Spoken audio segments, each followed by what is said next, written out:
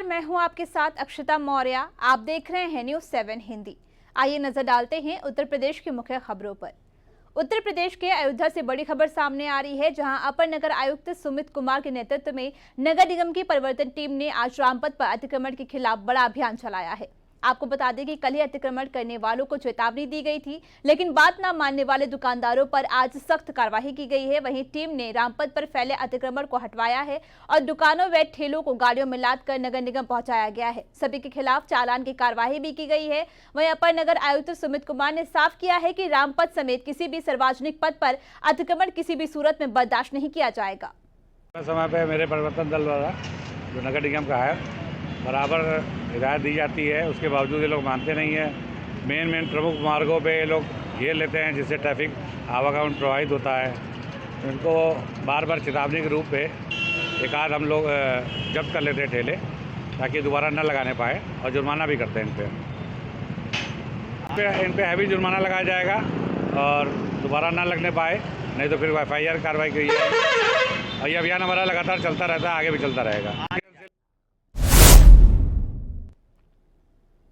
UP के हमीरपुर जिले में चकबंदी विभाग में तैनात बाबू को एंटी करप्शन टीम ने 5,000 रुपए की रिश्वत लेते हुए रंगे हाथों गिरफ्तार किया है, जिसके बाद इस रिश्वतखोर बाबू पर मुकदमा दर्ज करवाया गया। वहीं सदर कोतवाली क्षेत्र के चुंदुपुर गांव निवासी शिकायतकर्ता जीतू निषाद ने बताया कि उनकी मां के नाम पर पंजीकृत बेईमानी का दाखिल खारिज करने के एवज में चकबंदी CO के पेशकार प्रमोद कुमार उनसे रिश्वत की मांग कर रहा था। मांग पूरी न करने पर तकरीबन 2 साल से पेशकार और उसे लगातार टरका रहे थे। इतना ही नहीं, कई बार पेशकार ने उनसे पैसे लिए हैं, इसके बावजूद भी दाखिल खारिज पर काम नहीं कराया गया है, जिससे परेशान हुए जीतू निषाद ने एंटी करप्शन की बांदा टीम से शिकायत की। शिकायत के बाद एंटी करप्शन टीम ने हमीरपुर पहुंचकर जाल बिछाया और इस रिश्वतखोर बाबू को 5,000 रुपए की रिश्वत लेते हुए रंगे हाथों गिरफ्तार कर लिया है।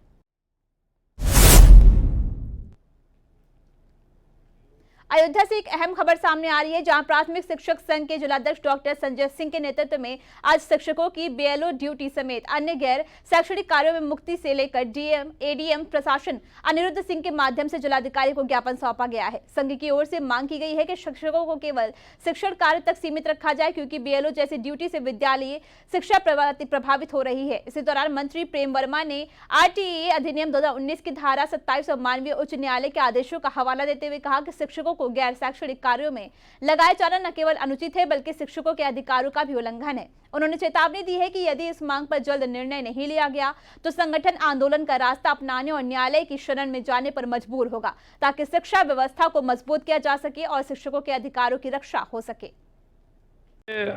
BLO ड्यूटी लगाई हमारे शिक्षकों की, उसके विरोध में हम लोगों ने जो है DM साहब से मुलाकात किया। उसके बाद फिर उन्होंने ADM साहब से कहा, ADM सर से हम लोग मुलाकात किए, फिर उनके पास बैठे और वहाँ पर पूरी जो है हम लोगों ने अपनी बात रखी और उनको ज्ञापन दिया। हम जैसे कि हमारा जो है ये जो अतिरिक्त शिक्षण कार्य की अतिरिक्त BLO की ये ड्यूटी लगा दिया है शासन द्वारा, उसका हम लोग हमेशा विरोध करते आए हैं। और विरोध इसलिए करते हैं क्योंकि उससे शिक्षण कार्य प्रभावित होता है। एक तरफ तो शिक्षा के लिए कहा जाता है हम लोग शिक्षण कार्य करने के लिए, दूसरी तरफ BLO ड्यूटी लगाई जाती है अतिरिक्त ये, तो उसी के विरोध में हम लोगों ने जो है आज ज्ञापन दिया है DM महोदय को। और उन्होंने जो है पूरी बात जो है सुना ध्यान से और आश्वासन दिया है। उन्होंने कहा है कि जो है हम लोग इसकी रीस्क्रूटनिंग कराएंगे और जहां तक संभव होगा ज़्यादा से ज़्यादा इससे अध्यापकों को इस ड्यूटी से BLO ड्यूटी से बाहर किया जाएगा। की तरफ निरीक्षण मासिक निरीक्षण रखा जाता है। और अयोध्या से एक सकारात्मक खबर सामने आ रही है, जहां महिला एवं बाल विकास मंत्रालय की बेटी बचाओ बेटी पढ़ाओ योजना के अंतर्गत महिला जिला अस्पताल के सभागार में कन्या जन्म महोत्सव का आयोजन किया गया। इस अवसर पर राज्य महिला आयोग की उपाध्यक्ष अर्पणा यादव मुख्य अतिथि के रूप में मौजूद रही और केक काटकर नवजात कन्याओं को केक भी वितरित किया गया और किट भी वितरित की गई। अपर्णा यादव ने महिला अस्पताल, जेल और आंगनबाड़ी केंद्रों का निरीक्षण भी किया और बताया कि प्रधानमंत्री नरेंद्र मोदी की इस महत्वपूर्ण योजना के तहत बच्चियों को स्वास्थ्य किट दी गई है। साथ ही उत्तर प्रदेश सरकार की कन्या सुमंगला योजना की विस्तृत जानकारी महिलाओं को दी गई है, जिसके तहत बेटियों को जन्म पर पात्र परिवारों को 25,000 की सहायता राशि मिलती है। इसके अलावा श्रृंगी ऋषि आश्रम में मातृत्व वंदन योजना के अंतर्गत 7 महिलाओं की गोद भराई का आयोजन भी किया गया, जिसमें महिलाओं के नियमित स्वास्थ्य परीक्षण और आयरन जैसी जरूरी जांचें कराई गई हैं, ताकि जच्चा और बच्चा दोनों स्वस्थ रह सके। आयोग की तरफ से नियमित निरीक्षण मासिक निरीक्षण रखा जाता है और 2 जनपदों के साथ साथ मेरा आज अयोध्या का यहाँ पर था, तो उसी के तहत मैं आज चिकित्सालय का, जेल का भी करने जाऊंगी और तीसरा आंगनवाड़ी का। ये हमारी जो प्रधानमंत्री जी की योजना है उसके तहत बच्चों को किट वितरण करी गई है। साथ ही साथ जो है उत्तर प्रदेश की जो बड़ी महत्वाकांक्षी योजना है कन्या सुमंगला योजना, उसके बारे में मैंने बृहद रूप से बताया है।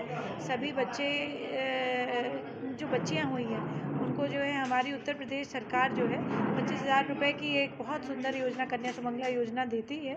और जो भी इसके मानक है मैं ज़रूर चाहूँगी जिन लोगों की बच्चियां हैं वो इस योजना का लाभ लें।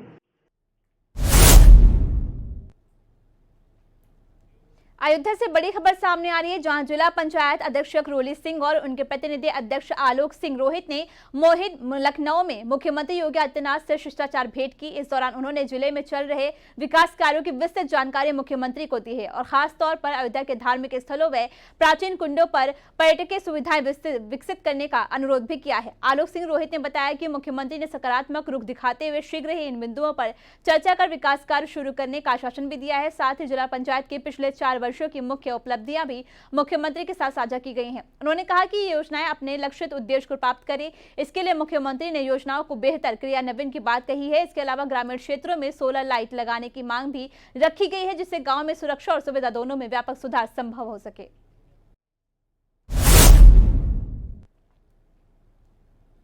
अगस्त से महोबा में आयोजित होने वाली ऐतिहासिक कजली मेले को लेकर प्रशासनिक तैयारियां तेज हो गई हैं। इसी क्रम में गुरुवार को चित्रकूट धाम मंडल के मंडलायुक्त अजीत कुमार और डीआईजी राजेश एस ने जिले के अधिकारियों के साथ किरत सागर स्थित मेला स्थल का निरीक्षण कर सुरक्षा व्यवस्थाओं का जायजा लिया है। उन्होंने अधिकारियों को निर्देश दिए हैं कि मेले के दौरान सुरक्षा, भीड़ नियंत्रण, यातायात, महिला सुरक्षा और अग्निशमन जैसी व्यवस्थाएं सुदृढ़ रखी जाए। साथ ही अगस्त से आरंभ हो रहा ये कजली मेला महोबा की सांस्कृतिक विरासत का प्रतीक है, जिसमें हर वर्ष बड़ी संख्या में श्रद्धालु और पर्यटक भाग लेते हैं। प्रशासन की ओर से यह स्पष्ट किया गया है कि श्रद्धालुओं की सुरक्षा व सुविधा में कोई कमी नहीं आने दी जाएगी। मेले की तैयारियों को नगर पालिका के ईओ अवधेश कुमार की अगुवाई में अंतिम रूप दिया जा रहा है। वहीं मेला मैदान में व्यवस्थाओं के साथ निकलने वाली भव्य झांकी की तैयारियां जोरों पर हैं। मेरा और आयुक्त महोदय द्वारा आज महोबा जनपद में कजली मेलों को लेकर एक मीटिंग भी किया गया था। उसके बाद स्थलीय निरीक्षण भी किए हैं, जिसमें हम लोगों का जो सांस्कृतिक मंच है, उसके बाद जो मेला एरिया है वो सबको भ्रमण किया गया था। भ्रमण करने के पश्चात जो अग्निशमन का सुरक्षा को लेके क्या करना है, दुकान के बीच में क्या दूरी रहना है, क्योंकि एक तरफ किरत सागर है और दूसरा तरफ पूरा दुकान लग रही है, तो किसी भी चीज़ में इस तरह का सुरक्षा को लेकर अग्निशमन का स्पेशली उसके लिए क्या करना है, कितना इन लोगों को सुरक्षा को ध्यान रखना, वो भी बताया गया। घाटमपुर के पतारा शंभुआ बिदनू में traffic ADCP Archana Singh, Ghatampur ACP Krishnakant Yadav समेत समाजसेवी लोगों ने कानपुर सागर हाईवे पर निकलने वाले जरूरतमंद बाइक सवार 100 लोगों को हेलमेट वितरित किए।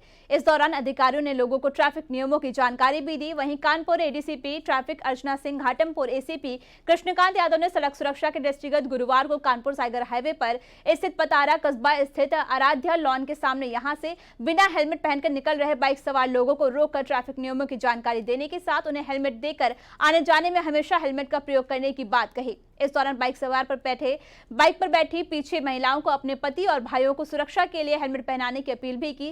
साथ ही जिनके पास हेलमेट नहीं था उनको निःशुल्क हेलमेट बांटे गए हैं। दोनों अधिकारियों ने लोगों को यातायात नियमों के पालन की अपील करते हुए बताया कि हेलमेट सिर्फ चालान से बचने का नहीं बल्कि जान बचाने का भी उपाय है।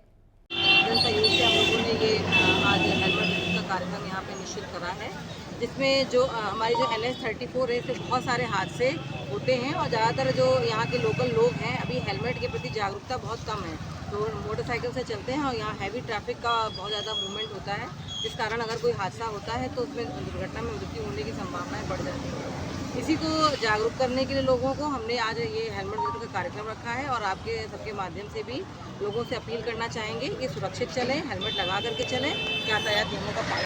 जनसहयोग से हम लोगों ने ये आज हेलमेट वितरण का कार्यक्रम यहाँ पे निश्चित करा है, जिसमें जो हमारी जो NH-34 है, बहुत सारे हादसे होते हैं और ज़्यादातर जो यहाँ के लोग। उत्तर प्रदेश की मुख्य खबरों में फिलहाल इतना ही। बने रहिए News 7 हिंदी के साथ।